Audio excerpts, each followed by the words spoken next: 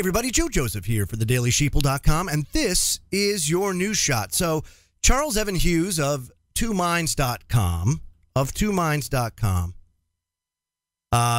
highlights this New York Times chart in his latest blog post. This chart defines the 21st century economy.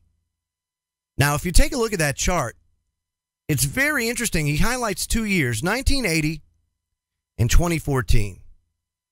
And, of course, you see in 1980, your largest income growth was actually the lowest 10% of American society, whereas it's totally flip-flopped.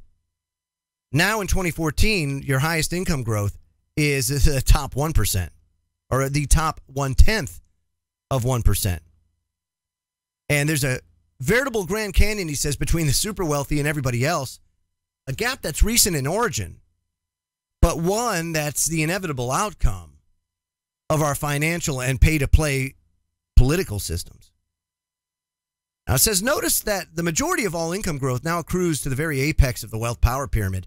It's not by mere chance. It's the only possible output. It says this is a stunning indictment of our socio-political system, for this sort of fast increasing concentration of income, wealth, and power in the hands of a very few at the top can really only occur when you have such a corrupt, crony, capitalistic environment.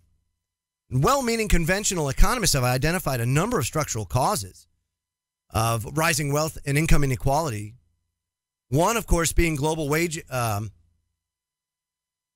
global wages have actually dropped across the board because of the commodification of labor. It's better known as globalization. That's what it's called. When you globalize it, it brings everybody. Now, it may bring the third world and these emerging economies up, but it brings everybody else down. And that's what it's designed to do. It also fosters a winners take most power law distribution of gains reaped from new technologies and markets. It widens mismatches between the skills of the workforce and the needs of rapidly changing economies. And the concentration of capital gains in assets such as high-end real estate, stocks, and bonds that are owed almost exclusively are owned by the top 10% of households. We don't own it. We don't own all that stuff. Now, I'll give you an example. Take a look at sports franchises, for example, right? Look at what recently happened with the LA Clippers, okay? If you look at NBA franchises, that was one that was recently sold. I think Forbes had valued it at something like $400 million, right? Highest bid was $2 billion. Way overinflated. But now, see, that sets the baseline. So instantly, every NBA franchise owner was basically like, woo, they're throwing a party. Because the dumbass that bought the Clippers for that amount just instantly revalued all of these NBA franchises, even down to the lowest of the low, by an order of magnitude. Because that guy just went and bought. Why? Because what's $2 billion to somebody that has $50 billion? You know? And then they're going to make money hand over fist when all the slaves are out there going after, you know, the gladiator style games and all this kind of stuff, because we just can't evolve. I got nothing against sports, don't get me wrong, but we're way too plugged into that stuff now and not focusing on the things that we need to be focusing on and paying attention and providing accountability for the things that need to be accounted for. Now, says apologists seek to explain this away by this soaring concentration of wealth as the inevitable result of some secular trend that we're powerless to rein in, as if the process that drives this concentration of wealth and power wasn't political or financial. I mean, come on, that's exactly what it is. And there's nothing inevitable about such a fast rising income wealth inequality. It's the only possible output of a crony capitalistic environment. It's what we have. And there's ways that you can rein this in quickly. You know, the robber barons and the money trust of the early 20th century, they were busted up.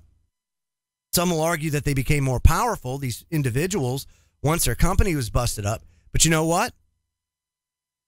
These monopolies are responsible for everything to controlling our non-representing representatives, to inflating markets and inflating prices to censorship,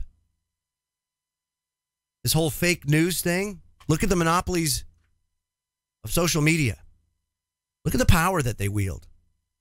Look at what YouTube and Google right now are doing to independent media outlets because of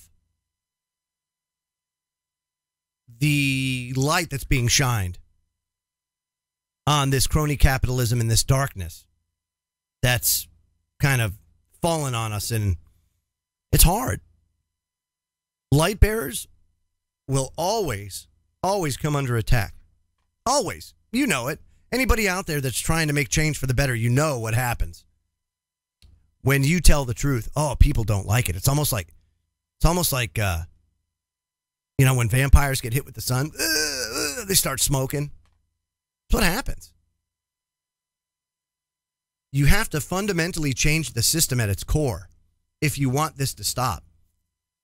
It happened in the early 20th century. They band-aided it. It corrected itself for a while, and then people lost their minds again when they stopped paying attention. Glass-Steagall was taken off the books, and these banks, these investment banks, were allowed to just go totally batshit crazy. What happens? We have a crash. Nothing changes. They're bailed out by taxpayers. Same behavior's happening. What do you think's going to happen again? And when that crash happens, all that is a tremendous transfer of wealth from your low and middle income households to your upper 0.1%. Anytime there's a crash, all that is just a vacuum cleaner sucking all your money out because it's all going to the powers it shouldn't be. And it's designed to do it. And they can pull the trigger at any time, just like they did during the Great Depression. They'll do it again when they feel the time is right and they have the most to gain. Until then, stand by to stand by. I'm Joe Joseph. This was thedailysheeple.com's News Shot. Feel free to comment below and visit our website at thedailysheeple.com. Have a great day, everybody.